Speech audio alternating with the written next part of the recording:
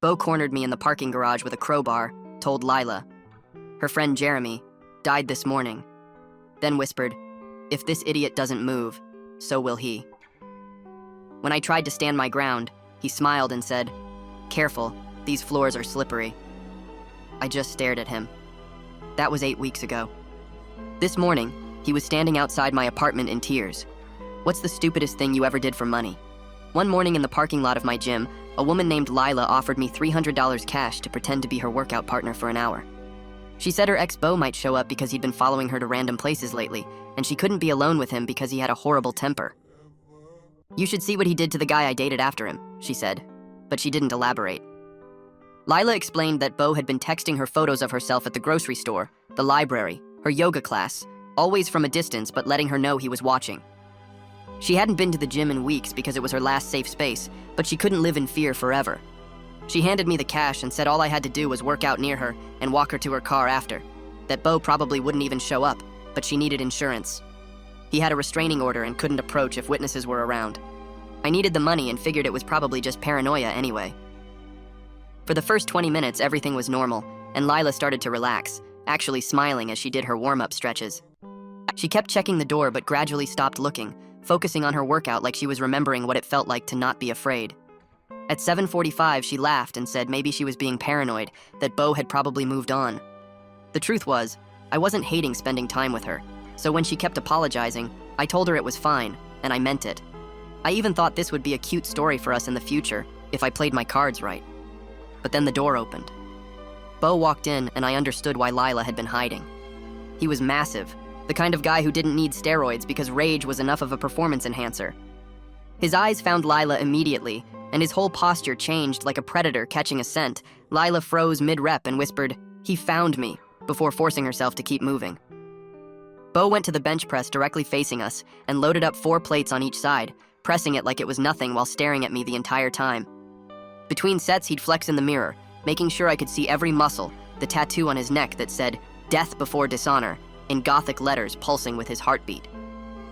After 10 minutes, he moved to the free weights, picking the rack right next to ours, close enough that I could see the veins in his neck pulsing and smell the weird metallic scent of his pre-workout mixed with cologne. When Lila tried to move across the gym, he followed 30 seconds later, maintaining exactly 15 feet like he was showing he could control himself, but chose to stay close. He wasn't even breathing hard despite throwing around weights that I couldn't budge. Every time I touched Lila's shoulder to spot her, Bo would slam his weights down hard enough to make everyone look, then pick them back up and do it again, each slam getting louder. At one point, he walked past us to get water and shoulder-checked me hard enough to knock me sideways, then said, "Sorry, bro," with this huge smile while Lila grabbed my arm to steady me. His hand lingered on my shoulder for a second too long, squeezing just hard enough to hurt, and he leaned in close enough that I could feel his breath when he whispered, "Careful, these floors are slippery." Lila was shaking, and Bo had moved to the cable machine directly behind us, pulling the entire stack with one arm while staring at me. He started talking on his phone loud enough for us to hear. "Some guys don't know when they're in over their heads, and it's crazy how many accidents happen in gym parking lots." His voice was calm, but he timed each comment to when I was helping Lila, making sure I knew he was talking about me. Between phone comments, he'd grunt unnecessarily loud with each rep, almost like a growl, primal and threatening. We tried moving to cardio, but Bo got on the treadmill right next to us, running at full sprint without holding the rails, his footsteps pounding so hard the machines shook and my water bottle fell off the holder. When other people tried to use nearby equipment, he'd look at them until they moved away, clearing the space around us. One older guy started to complain, and Bo just stared at him, completely silent, until the man packed up and left the gym entirely. The gym was emptying out, and Lila grabbed my arm saying we needed to leave now while there were still some people around. In the hallway, Bo stayed exactly 15 feet behind us, whistling something cheerful that echoed off the walls. At the water fountain, he stopped to drink, but kept his eyes on us in the mirror. And when Lila fumbled her car keys, he smiled. The parking garage was nearly empty, and our footsteps echoed off concrete. Bo's heavier footsteps stayed exactly 3 seconds behind until suddenly they stopped. We turned and he was gone, vanished, and Lila let out this sob of relief and ran toward her car. But when we reached it, Bo was already there, leaning against her driver's door like he'd been waiting for hours. He pushed off the car and looked at me. Not Lila, just me. "You should go," he said calmly. "This doesn't involve you." That's when I saw the crowbar hanging loose in his hand. Lila's keys fell and she pressed back against me, her voice cracking. That's what you told Jeremy before you put him in the hospital. Bo smiled wider. You didn't hear? Jeremy died this morning, and if this idiot doesn't move, so will he. My legs moved before my brain could process what Bo just said about Jeremy dying. I sprinted toward the emergency exit 20 feet away, but Bo dropped the crowbar with a metallic clang and lunged forward faster than someone his size should move. His massive hand caught my shirt collar and yanked me backward so hard my feet left the ground. The concrete pillar hit my spine first, then my head snapped back against it with a crack that made my vision go white. Lila screamed and ran, but Bo didn't even glance at her, his entire focus on me as his hand moved from my shirt to my throat. His fingers wrapped around my windpipe and squeezed, not hard enough to crush it instantly, but enough that I couldn't get air. Jeremy thought he was brave too, he whispered, his breath hot on my face while I clawed at his grip, my nails digging into his wrists but not even making him flinch. Black spots started dancing at the edges of my vision, and my chest burned for oxygen. My hands scrambled for anything, finding his face, trying to gouge his eyes, but he just turned his head slightly and kept squeezing. Everything was going dark when my knee came up on pure instinct and connected hard with his groin. He made a sound like a wounded animal, and his grip loosened just enough for me to suck in one desperate breath before I shoved him and stumbled toward the stairwell door. Behind us, Lila was screaming our location into her phone, telling 911 there was an attempted murder in progress at the Fitness Plus parking garage. Bo was bent over cursing, one hand on his groin, but already starting to straighten up, his face twisted with rage. The emergency door was heavy and I slammed into it shoulder first, nearly falling through when it opened. I grabbed the railing to keep from tumbling down the concrete steps as Bo's footsteps started moving again behind me, slower but steady. The door slammed shut and I half ran, half fell down the stairs, my hand sliding along the metal railing for balance while my legs shook from adrenaline. Above me, the door crashed open again, and Bo's footsteps thundered on the stairs, taking them two at a time. I burst through the door at the bottom into the gym's main floor, where at least 20 people were working out on various machines. "Call security, he's trying to kill me," I gasped, my voice raspy from being choked. Everyone turned to stare as Bo emerged from the stairwell 10 seconds later, but something had changed completely. He was walking casually now, even smiling a little, like we'd just finished a friendly workout together.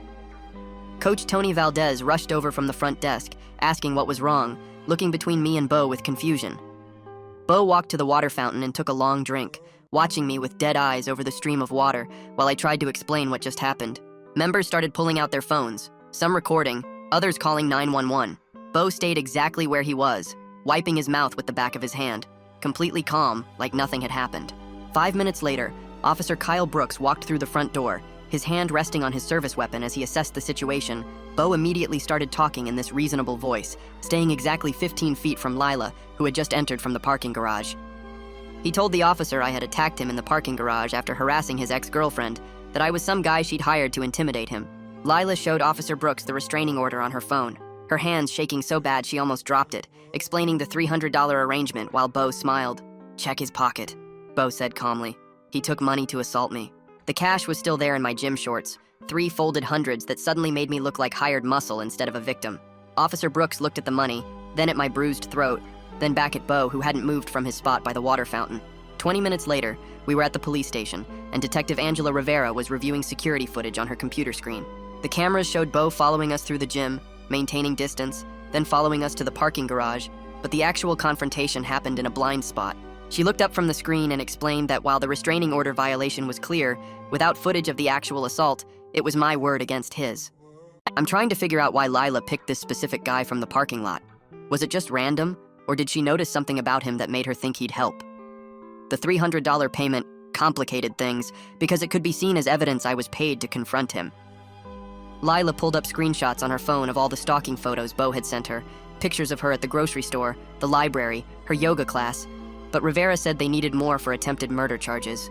She took our statements and said she'd follow up, but I could see in her eyes she thought this was just some domestic dispute that got out of hand. By 2 in the afternoon, I was at my sister Nina's apartment, and she was examining my throat, taking photos with her phone of the purple bruises shaped like fingers.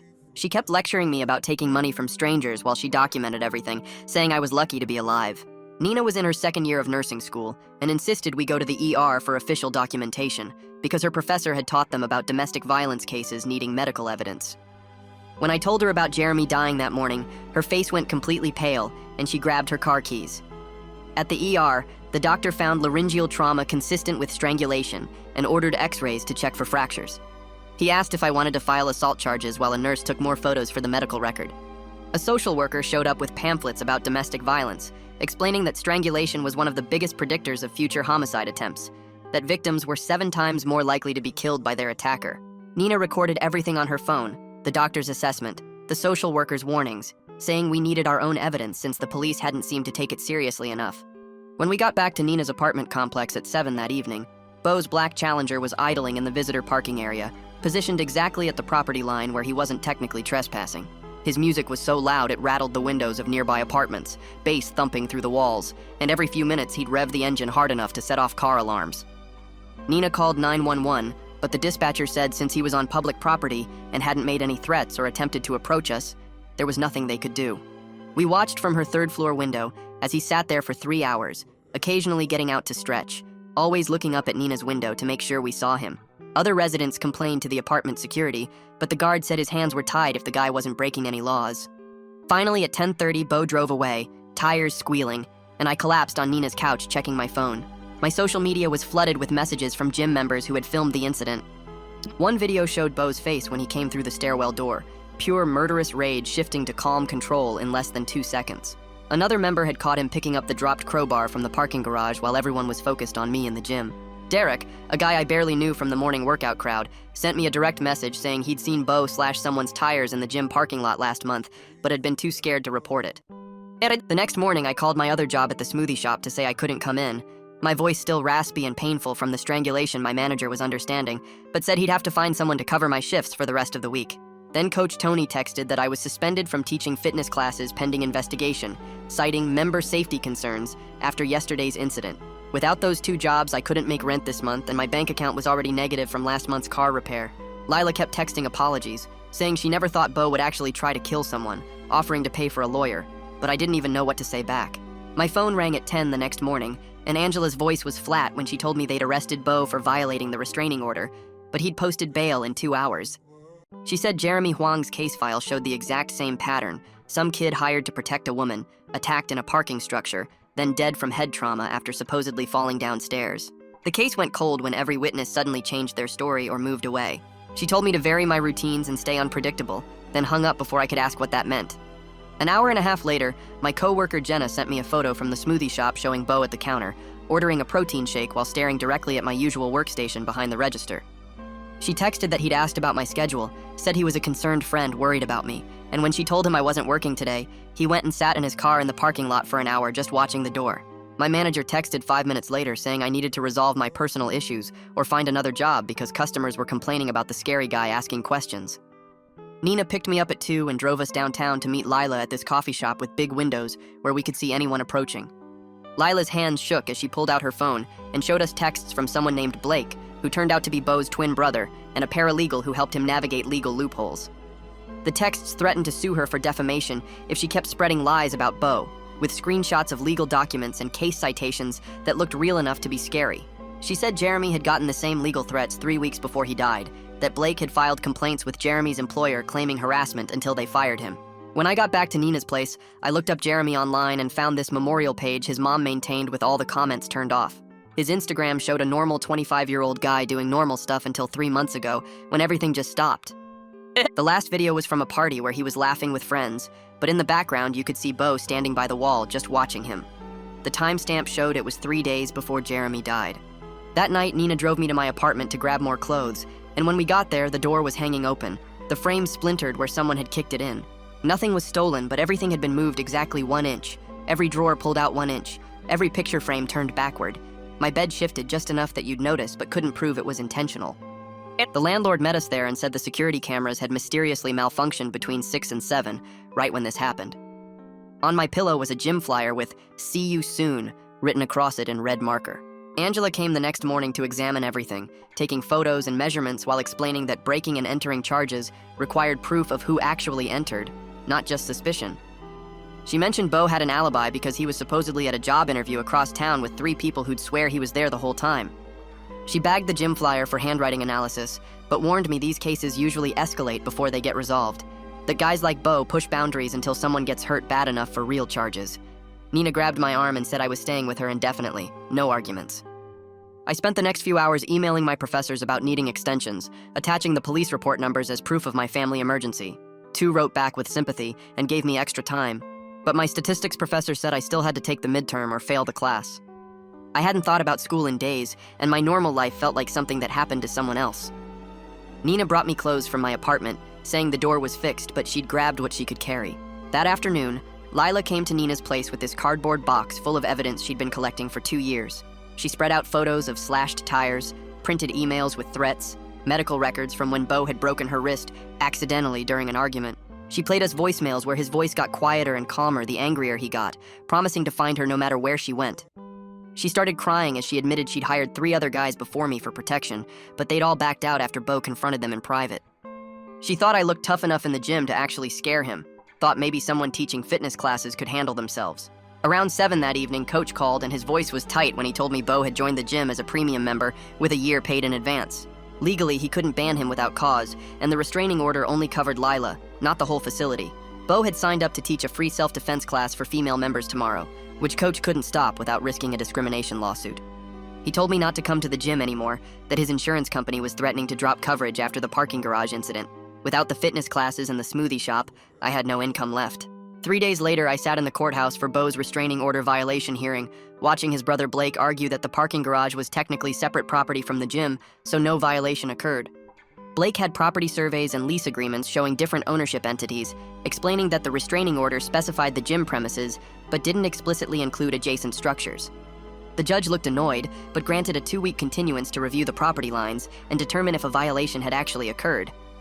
Bo turned and smirked at me from across the courtroom, while Blake filed a counter-complaint alleging I'd assaulted his client for money, claiming I'd taken payment to intimidate Bo and had initiated the confrontation in the garage. The way Bo moved every single thing in the apartment exactly 1 in. JH is making my brain spin. How did he even measure that? Did he bring a ruler or just eyeball it to make everything feel wrong without being obvious? The next morning, Nina drove us to a legal aid clinic downtown, where a law student named David looked over our paperwork while chewing on his pen cap. He spread out the police reports and photos across his desk, shaking his head every few seconds, then explained that without witnesses to the actual strangulation, we had no case for prosecution, but might get a protective order if we documented everything. He handed us a safety planning worksheet with boxes to check about varying our routines, using different exits, installing cameras, basically living like fugitives in our own city. Nina took notes while I stared at the bruises on my neck in the reflection of his office window, purple and green now like some sick watercolor painting. David kept saying we needed to be careful, that guys like Bo knew exactly how far they could push without crossing legal lines, and I wanted to laugh because legal lines meant nothing when someone was willing to kill you. We left with a folder full of forms and David's business card, which felt like bringing a paper shield to a knife fight. My phone buzzed as we walked to Nina's car, and Derek from the gym had sent 3 texts in a row. Bo had been at the gym that morning asking members about me, telling everyone I was a drug dealer who'd attacked him over territory, and people were actually buying it because they'd seen the cash exchange. One member had already complained to management about feeling unsafe with me working there, and Derek said Coach Tony was getting pressure from corporate about the situation. The gym's Facebook page had 3 new 1-star reviews, all mentioning dangerous staff and drug activity, posted within minutes of each other from accounts with generic names and no profile pictures. Derek said he'd tried defending me, but Bo had shown people photos of his injuries, claiming I'd jumped him for no reason, and now half the morning crew thought I was some kind of thug. Nina grabbed my phone and deleted the messages, saying I didn't need to read that garbage right now, but the damage was already spreading through the gym community like poison. We spent the afternoon at her apartment going through the safety worksheet, installing a doorbell camera I couldn't afford, when her clinical rotation coordinator called saying she needed to get her car from the hospital parking garage immediately because it was blocking emergency access. Nina hadn't parked anywhere near the emergency lanes, but we drove over anyway, finding her Honda exactly where she'd left it that morning. The engine wouldn't turn over, just made this grinding sound, and the mechanic who showed up an hour later found sugar in the gas tank, said the whole fuel system was destroyed. $3,000 to fix, maybe more if the engine was damaged, and Nina just stood there staring at her car like she couldn't process what was happening. Security footage showed a hooded figure near her car around noon, but the quality was too grainy for identification, though we both knew exactly who it was. Nina broke down in the hospital parking garage, sobbing that she couldn't afford this, that she had finals coming up and clinical rotations, and now no way to get anywhere. I held her while she cried, feeling the walls closing in, understanding that Bo was systematically destroying our lives without leaving a single fingerprint. That night I couldn't sleep, checking my bank balance over and over, trying to figure out how to help Nina when I had $342 to my name.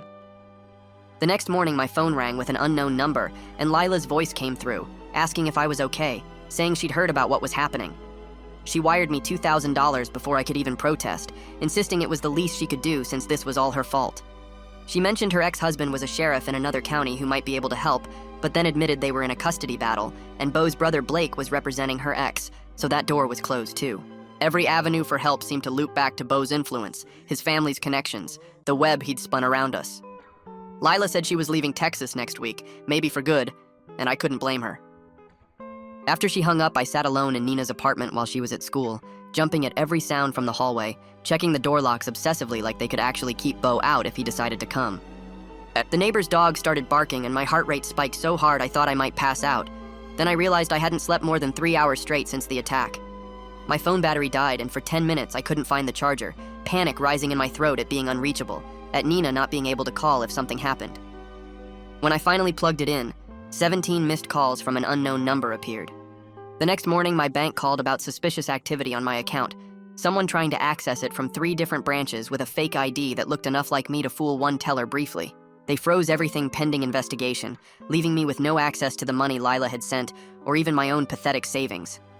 The security officer mentioned this was the 3rd incident this week involving assault victims, like there was some pattern they were tracking.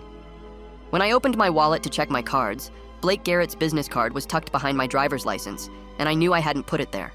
The message was clear, as Beau wanted it to be. That afternoon, campus security pulled Nina out of her anatomy lab, saying there'd been a complaint about drug dealing from her apartment. Beau had filed an anonymous tip with photos of me entering her building carrying suspicious packages, which were actually just takeout bags from the Thai place down the street. Nina had to meet with student conduct immediately, her professor staring at her like she was contaminated as security escorted her out in front of her entire class. Her scholarship was now under review. 3 years of perfect grades meaningless against anonymous accusations and grainy photos taken out of context.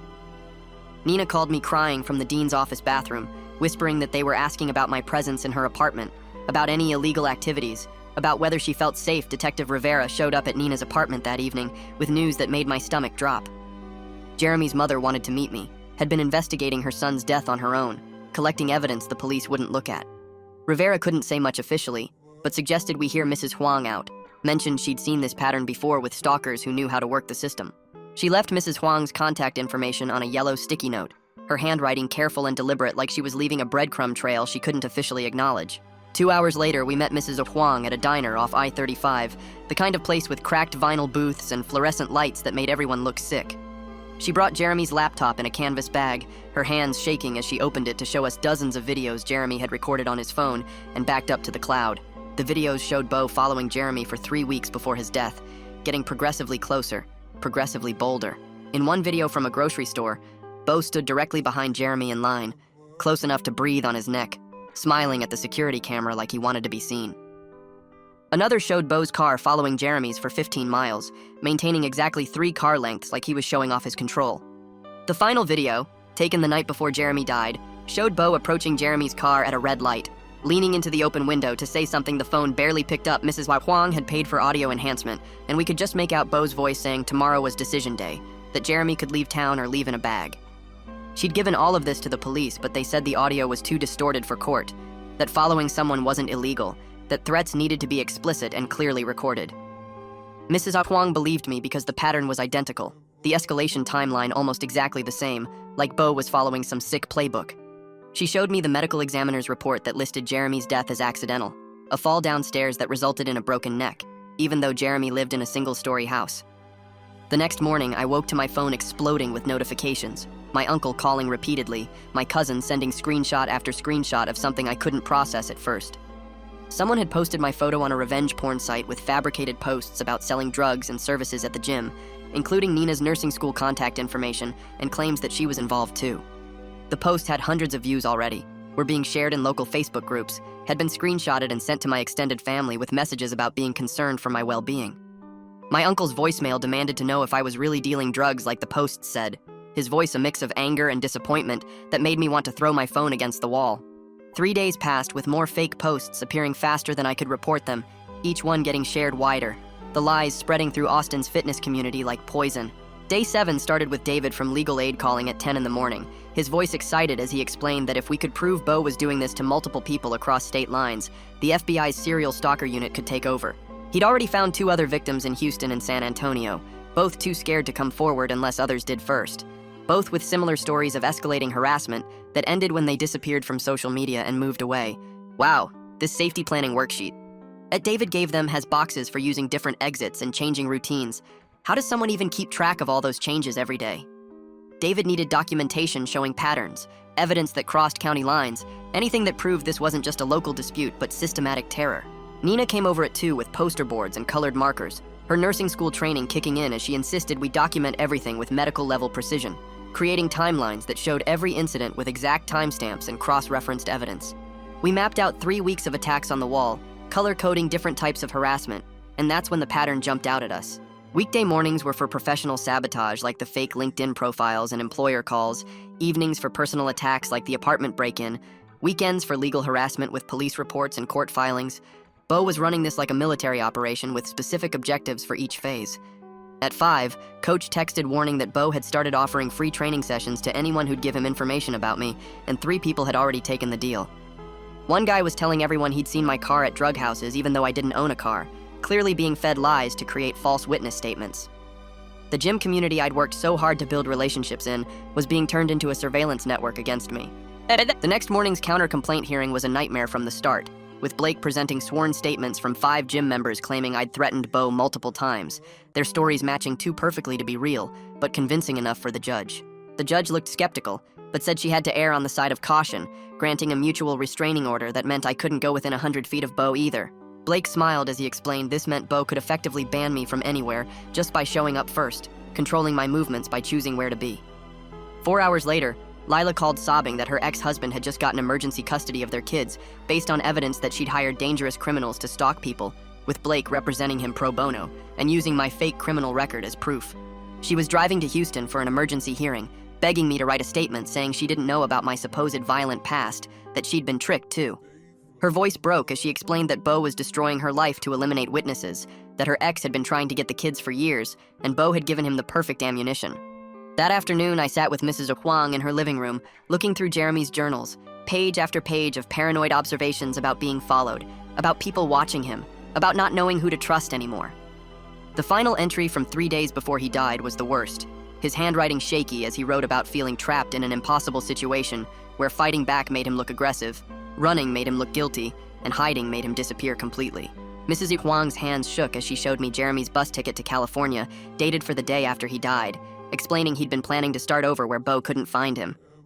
4 hours later, Nina called me screaming that her clinical supervisor had just suspended her pending investigation for drug-seeking behavior, based on a video that showed her stealing medications from the supply closet. The video was obviously fake when you looked close, her face slightly off like those deep fake apps everyone was using, but convincing enough that the school had to investigate. She threw her textbooks against the wall hard enough to leave dents. 3 years of nursing school about to disappear because someone had spent an hour making a fake video. Without clinical rotations, she couldn't graduate, couldn't take her boards, couldn't become a nurse.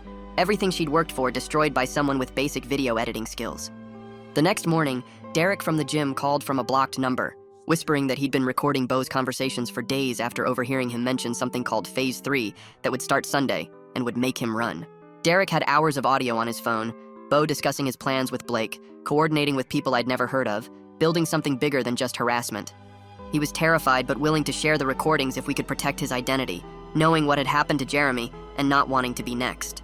2 hours later, Angela called with frustration clear in her voice, explaining that Bo's alibi for my apartment break-in had checked out on paper with timestamps and witnesses, but she'd noticed something odd about a gas station receipt that placed him 5 minutes away, not across town like he claimed. She couldn't use it officially without more evidence, but suggested maybe we should check that gas station security footage ourselves, just for our own safety and peace of mind.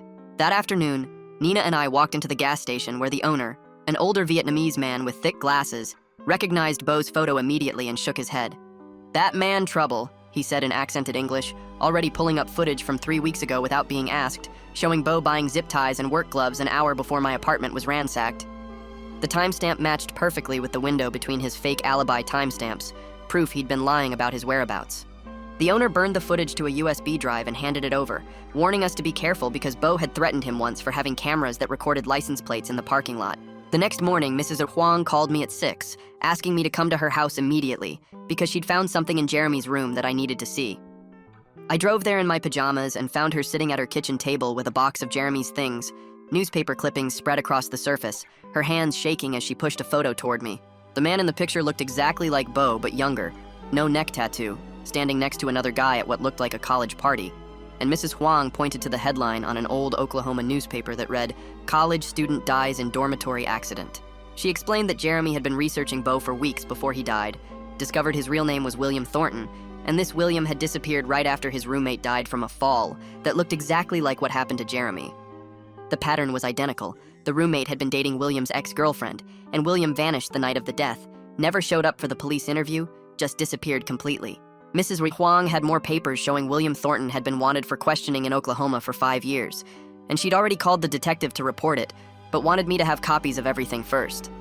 I took photos of every document while she made copies on her printer, both of us working in silence except for the sound of papers shuffling and the printer humming.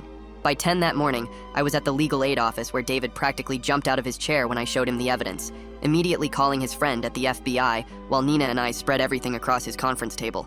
David kept saying this changed everything because interstate flight for murder charges made it federal jurisdiction, not just local, and his FBI contact specialized in exactly this kind of identity fraud case. We spent 3 hours organizing evidence into folders, creating timelines, cross-referencing dates between Oklahoma and Texas. Nina finding social media posts that showed William Thornton and Bo Garrett had the same tattoos except for the neck one. David's friend at the FBI called back saying they'd been looking for William Thornton for 3 years in connection with 2 other deaths in different states, all following the same pattern of jealous rage disguised as accidents. For the first time since this started, I felt like we weren't just running and hiding, but actually fighting back, building something that could stop him permanently. Nina had to leave at 2 for a mandatory meeting at her nursing school about her suspension, so I went back to her apartment and started cleaning everything obsessively, needing to control something while I waited. I scrubbed the kitchen counters until my hands were raw, organized her bookshelf alphabetically, folded all her clothes, anything to keep moving and not think about what might happen at her hearing. While putting her notebooks on her desk, I found her journal open to yesterday's entry and couldn't help reading it, even though I knew I shouldn't. She'd written pages about being terrified for me, about how she couldn't sleep knowing Bo was out there, about checking the locks 5 times before bed and keeping a knife under her pillow. The entry from 2 days ago said she'd been practicing self-defense moves on YouTube, trying to be ready if he came for us, and then yesterday's entry just said, "I can't lose my brother to this monster. We survive together or not at all." I sat on her bed and cried for the first time since this whole nightmare started. Really cried, not just the angry tears from before, but deep sobbing that made my chest hurt. Around 5, Derek texted me a file that made my blood run cold, an audio recording he'd made of Bo and Blake talking at the gym yesterday about Bo's contingency plan if things went bad. In the recording, Bo mentioned having a backup identity already established with documents and cash hidden, talking about the same route through Mexico I used before when he left Oklahoma.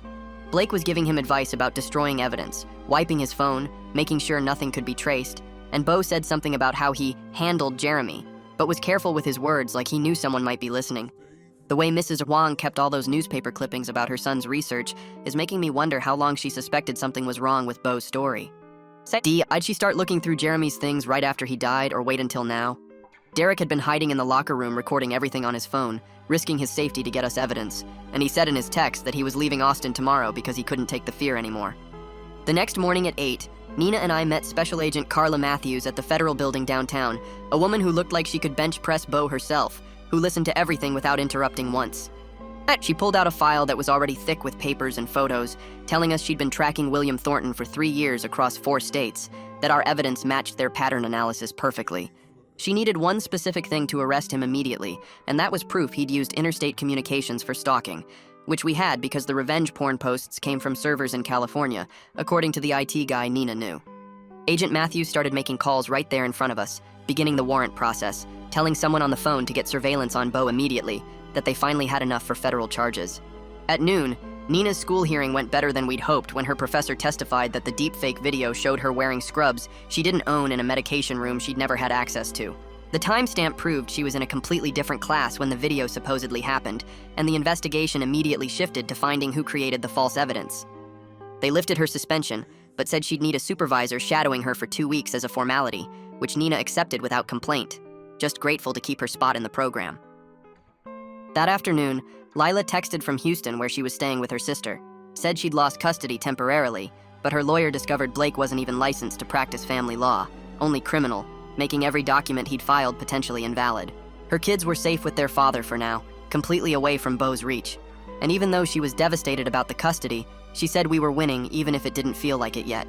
Around 7 that evening, Nina and I were making dinner when we heard weights slamming in the apartment complex gym. Looked out her window and saw Bo working out while staring directly up at us.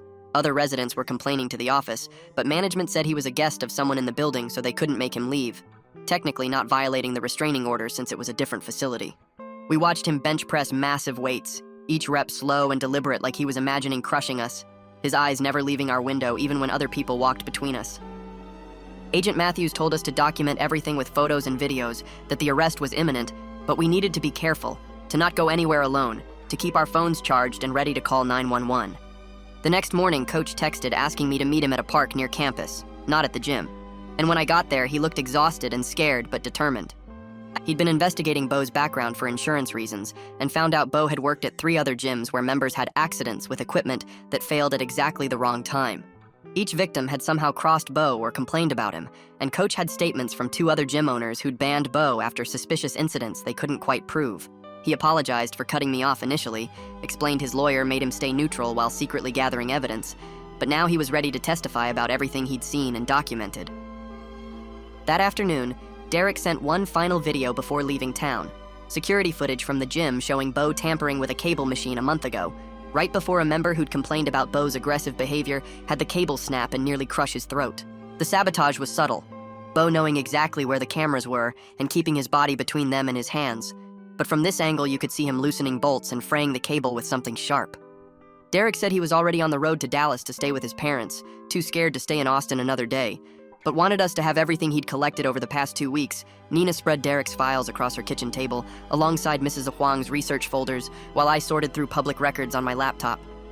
Each document painted another piece of Bo's real history, or William's history, as we learned his actual name was Phoenix in 2018, had a college wrestler hospitalized with brain damage after a bar fight. Denver in 2019 showed a roommate falling downstairs and breaking his neck. Oklahoma City in 2020 listed another gym member dying from steroid complications that looked suspicious. San Antonio in 2021 had a coworker drowning in a lake after a company retreat. Each city meant another person dead or permanently injured after crossing him. The FBI agent called while we were connecting the timeline and confirmed they'd linked him to 2 other cases in Nevada and New Mexico. She said the pattern showed clear escalation from assault to murder over 6 years. My phone rang at 8 that night, and my old landlord was screaming about my apartment being on fire. The fire department had already determined accelerant was used in my former bedroom where it started. My rental agreement wasn't up for another month, so insurance considered it my problem entirely.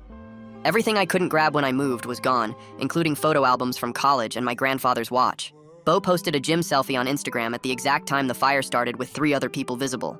The next morning, the agent called with bad news about the warrant being delayed indefinitely. Bo's new lawyer, someone more experienced than Blake, was challenging the interstate commerce angle successfully. She mentioned off the record that Bo had bought a one-way ticket to Mexico City, leaving in 3 days. We needed something dramatic to keep him from running, or he'd disappear forever. Mrs. Huang introduced us to the Johnson family, whose son Tyler was Bo's roommate in Oklahoma before his death.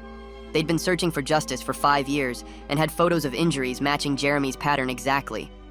The bruises on Tyler's arms looked identical to the ones on Jeremy in those hospital photos. Together, our 3 families represented a pattern no reasonable person could ignore or dismiss. The Johnsons were willing to go public with their story if it helped stop him. I sat in Nina's living room recording my video statement for the agent that afternoon. My voice kept breaking as I described the constant fear and looking over my shoulder everywhere. Nina held my hand off camera while I talked about not knowing if today would be the day.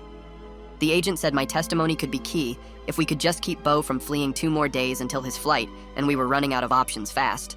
Nina woke me at 6 the next morning with her phone showing texts from our parents. Someone had sent them photos of me supposedly dealing drugs with threats to expose our family's criminal enterprise. Dad was demanding answers while Mom cried in the background about what the neighbors would think.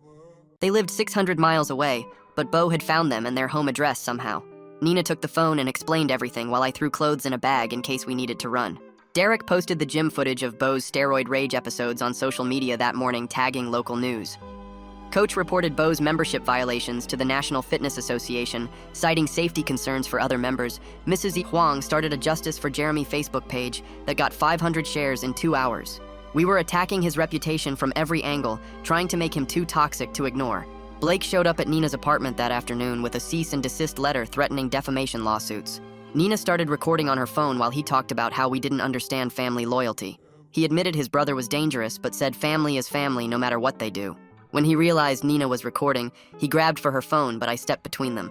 He backed off, but warned we had no idea what we were starting with this campaign. The agent called at 5 with more frustrating news about the warrant being sealed by a judge. Blake had clerked for this judge 3 years ago and still had connections, apparently. She was appealing, but it would take 48 hours minimum to get another judge involved. Beau's flight was in 18 hours, and she suggested we find legal ways to ensure he missed it. The system was failing us again, but she promised to keep fighting within legal boundaries. That night, Beau showed up at Nina's clinical site with flowers telling reception he was her boyfriend. He said they'd had a fight, and he wanted to apologize for his behavior earlier. Security wouldn't let him pass the lobby, but he waited there for 3 hours anyway. Nina had to use the loading dock to leave while security watched him in the lobby. He must have seen her car because he followed her for miles through Austin traffic. She drove straight to the police station, and he only backed off when she pulled into the lot. The desk sergeant said following someone wasn't illegal unless he made actual threats or touched her. 3 days passed with Beau testing every boundary while staying just inside the law. My phone rang at 5 in the morning and Mrs. Huang was crying on the other end. She'd hired a private investigator who'd found Beau's storage unit near the airport filled with fake IDs and cash. The PI couldn't legally go inside, but took photos through a gap showing at least 3 different passports and a gun. Mrs. Huang said she was sending everything to the FBI agent and every news station in Austin right now. I'm trying to understand how Beau managed to time that gym selfie perfectly with the apartment fire. Did he plan it down to the minute, or was that just crazy luck? By 8 that morning, the story was everywhere with the headline, "Serial Stalker Terrorizes Austin Gym Community," running on every local channel.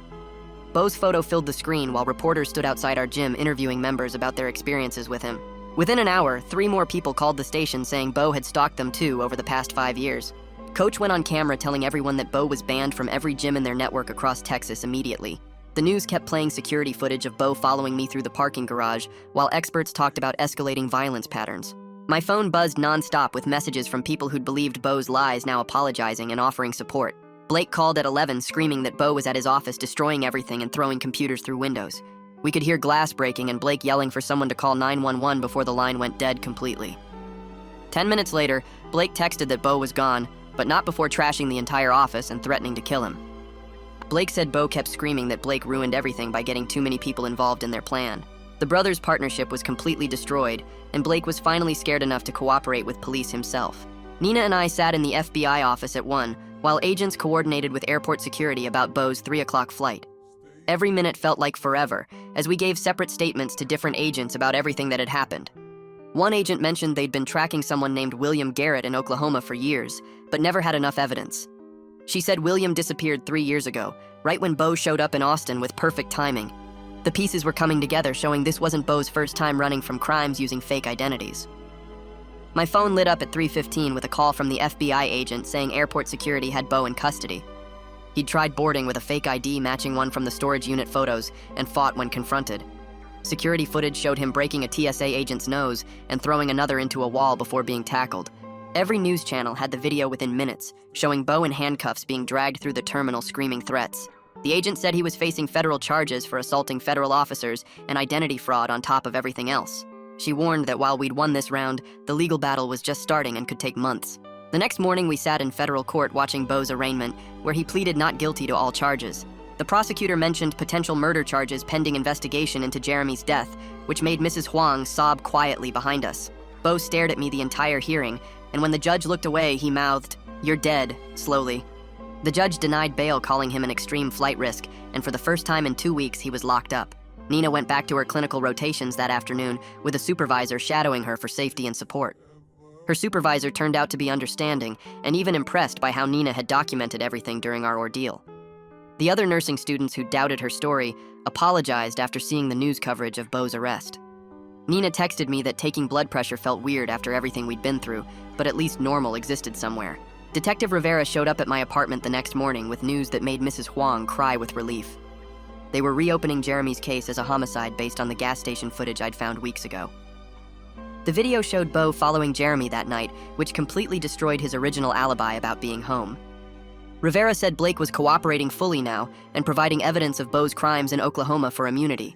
Blake had records of everything, including photos Beau had sent him of previous victims he'd hurt.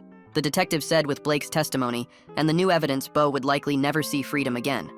Lila drove up from Houston that afternoon, having won back custody after Blake's fake documents were exposed in court. She met us at a coffee shop and kept apologizing while explaining she'd known Bo was dangerous but was too scared to handle it alone. She'd started a support group for stalking victims and wanted to help others avoid what we went through. Before leaving, she handed me an envelope with $2,000 saying it wasn't enough, but it was what she could afford. That night, I slept 8 hours straight for the first time since the gym incident 3 weeks ago. Nina made pancakes the next morning and we ate without mentioning Bo's name once, which felt like progress. My phone had dozens of messages from gym members apologizing for believing Bo's lies about me being the stalker. Coach called offering me my job back with a raise and promised better security measures were already being installed. Everything felt like coming up from underground after being buried, but I still checked every lock 3 times. I still looked over my shoulder constantly and jumped when doors opened too fast, but at least Bo was locked up. The federal prosecutor called saying Bo's trial would start in 6 months and we'd all need to testify. She said with everything they had now, including Blake's cooperation, Bo was looking at 25 to life minimum. 3 days later, the FBI agent called saying Blake wanted to talk and had evidence that would change everything. I drove to the federal building downtown where Blake sat in a small room with his lawyer, 2 agents, and boxes of notebooks he'd kept hidden for years. His hands shook as he opened the first journal and started reading dates, names, methods that Bo had used to hurt people going back 6 years. The agent's face went white when Blake read the entry about Jeremy dated 2 weeks before he died, where Bo wrote, "Necessary correction for disrespect," and detailed how he'd make it look like an accident. Blake kept reading for 3 hours, his voice cracking when he got to the Oklahoma murder from 2019. A college kid named Tyler Johnson, who dated one of Bo's exes. Blake admitted he'd helped move the body, helped stage the scene to look like a drug deal gone wrong, and the agents had to pause the recording when Blake threw up in the trash can. The journals had everything, photos, locations, even receipts Bo kept as trophies, and Blake said Bo made him keep copies as insurance, so they'd both go down if either talked. 2 days later, the Johnson family flew in from Oklahoma City, and I watched them walk into the prosecutor's office carrying boxes of their own evidence. Mrs. Johnson had hired private investigators for years, collected witness statements from people too scared to talk to police, and she played a recording from Tyler's phone where Bo's voice said clearly that Tyler would disappear if he didn't leave town. The prosecutor started building a RICO case showing Bo and Blake operated like a crime organization, with patterns across state lines that triggered federal jurisdiction. More victims started coming forward once word spread that Bo was locked up, and the prosecutor's assistant had to create a spreadsheet just to track all the charges. I tried going back to school on day 24, sitting in my statistics class while my phone buzzed with updates from the FBI. Everyone stared at me, whispered about the news coverage, and when the professor offered me extensions, I said no, because I needed something normal, even though my hands shook too much to hold the pencil steady. I knew every formula but couldn't focus on the problems, kept seeing Bo's face in the numbers, and when I got the exam back with a 37%, I walked to my car and sat there crying until Nina found me an hour later. She held me while I sobbed about how Bo had broken everything, even things he'd never touched, and she reminded me that surviving was more important than any test score. 2 days later, Derek went to testify at the grand jury and brought thumb drives full of recordings he'd secretly made at the gym over the past year. The prosecutor played one where Bo talked about removing obstacles permanently, and another where he described what he'd do to anyone who crossed him, and Derek identified the dates and context for each recording. Other gym members came forward with their own stories, including a woman named Sarah, who finally reported that Bo had assaulted her in the parking garage 6 months ago, but she'd been too scared to tell anyone. The indictments kept multiplying as more evidence came in: murder, assault, stalking, fraud, conspiracy, racketeering, and the prosecutor said they were still finding new crimes. On day 28, Bo shocked everyone by firing his court-appointed lawyer during a pre-trial hearing and announcing he'd represent himself. The judge spent 20 minutes explaining why this was a terrible idea, but Bo insisted it was his constitutional right, and within an hour, he'd filed 17 motions to dismiss based on what he called a conspiracy against him. He demanded to face his accusers directly, subpoenaed everyone including me, and the prosecutor warned us he'd use this to intimidate witnesses from his defense table. The FBI assigned us federal protection officers who followed us everywhere, checked our apartments for bugs, and screened our mail for threats. 2 days later, Mrs. Huang organized a memorial for Jeremy at Zilker Park, where he used to run every morning. About 50 people showed up, including other people Bo had hurt over the years, and we stood in a circle sharing stories about Jeremy and about surviving Bo's violence. Local news covered it respectfully, focusing on Jeremy's life rather than his death. But Blake told his lawyer that Bo saw it on the jail TV and destroyed his cell, attacking his cellmate so badly they move. Him to solitary. How did Blake manage to hide those journals from Bo for 6 whole years when they were partners in all these crimes? The detail about Bo writing, "necessary correction for disrespect," 2 weeks before Jeremy died, makes me wonder if Blake knew what was coming but couldn't stop it. Blake said Bo screamed about losing control, about how we'd all pay, and the guards had to use pepper spray to subdue him. 3 days later, Nina graduated early from her nursing program after her professors fast-tracked her final requirements given everything she'd been through. At the ceremony, she gave a speech dedicating her degree to survivors of violence and those who stand with them, and I sat in the front row crying so hard I couldn't see. Our parents drove down from Dallas, finally understanding what we'd been facing, and Dad pulled me aside afterward to apologize for telling me I was overreacting when I first called him about Bo. Mom kept touching my face like she was making sure I was really there, really alive, and they insisted on staying in town until the trial was over.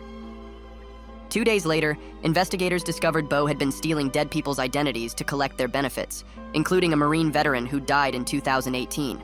The federal fraud charges alone would have meant decades in prison, and they found over $200,000 in cash hidden in storage units around Texas. The prosecutor said the money would go to victims' families through restitution, and when Lila found out some would help with her legal fees, she broke down crying in the courthouse bathroom. Even locked up in solitary, Bo found ways to reach us through other inmates he paid with commissary money. We got calls from burner phones at 3 a.m. with just breathing, dead rats left at Nina's apartment door, letters sent to our parents with photos of me at the gym that day circled in red. The FBI traced it to 3 different inmates who admitted Bo paid them in ramen and phone cards, and they moved him to federal holding in a different facility. I couldn't sleep, kept checking locks, kept feeling like Bo would find a way out, find a way to finish what he started, and my therapist prescribed anxiety medication that made me feel underwater, but at least let me close my eyes. On day 40, Blake stood in court in an orange jumpsuit and pled guilty to accessory charges, accepting 5 years with possibility of parole in 2.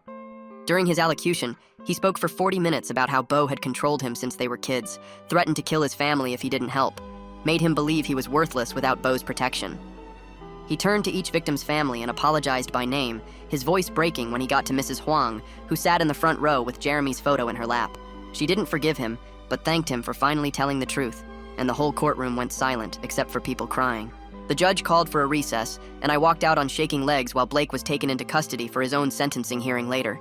3 weeks passed before I could function normally again, and the FBI therapist they sent me to had this tiny office with a white noise machine that made everything feel unreal. She asked me to describe what I was feeling, and I told her about checking my rearview mirror 20 times on the way there, about sleeping with a baseball bat next to my bed, about seeing Bo's face in every tall man at the grocery store. She wrote down PTSD on her notepad and explained that my brain was stuck in survival mode, that Bo had rewired my nervous system to expect danger everywhere. I told her I kept having the same nightmare where he escaped from jail and came for me. And she said trauma changes how we process reality, that recovery meant learning to feel safe again, even though safety was never guaranteed. The prosecution called 2 days later saying Bo had refused their plea deal for life without parole, demanding a trial instead because he claimed I'd orchestrated everything to steal Lila from him. The prosecutor laughed when she told me, said narcissists like Bo would rather die than admit they were wrong, that he'd filed 17 motions already, including one accusing the FBI of conspiring with me. During jury selection, I had to walk past him in the courthouse hallway, and suddenly he broke free from the guards, lunging straight at me with his hands reaching for my throat. He got within 3 feet screaming that I'd destroyed his life before 4 guards tackled him to the marble floor, his face smashing into the ground hard enough to break his nose. I couldn't move or speak, just stood there frozen while Nina pulled me away, and the guards cuffed him with his blood spreading across the white floor. The prosecutor said my freeze response was textbook PTSD, that victims often can't fight or flee when confronted by their attackers again. They added attempted assault charges and moved him to solitary until trial, but I still felt his hands reaching for me every time I closed my eyes. Coach took the stand 2 days later with a flash drive full of security footage showing every single thing Bo had done at the gym. The jury watched him follow us around, slam weights when I touched Lila, shoulder check me in the hallway, and intimidate other members until they left. 3 women testified that Bo had followed them home from the gym, one showing photos of him parked outside her apartment for hours. Coach's voice cracked when he described finding the tampered equipment, how Bo could have killed someone just to send a message. Bo tried to cross-examine each witness himself, rambling about government conspiracies and how everyone was jealous of his success, until the judge threatened to hold him in contempt.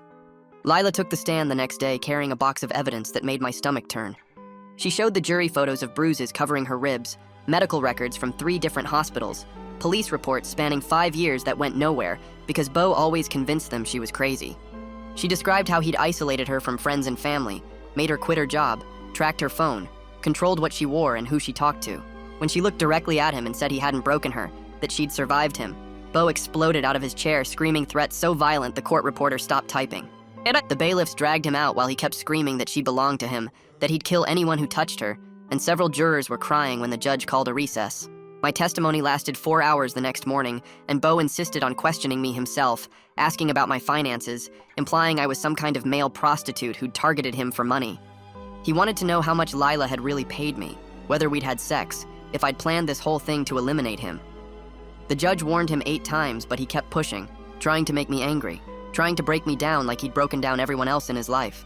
I answered every question calmly, told the truth about everything, and watched his face get redder as he realized the jury wasn't buying his story. Mrs. Huang's testimony destroyed whatever sympathy might have been left for Bo. She played a voicemail Jeremy had left the night he died, his voice shaking as he said, if something happened to him, it was Bo.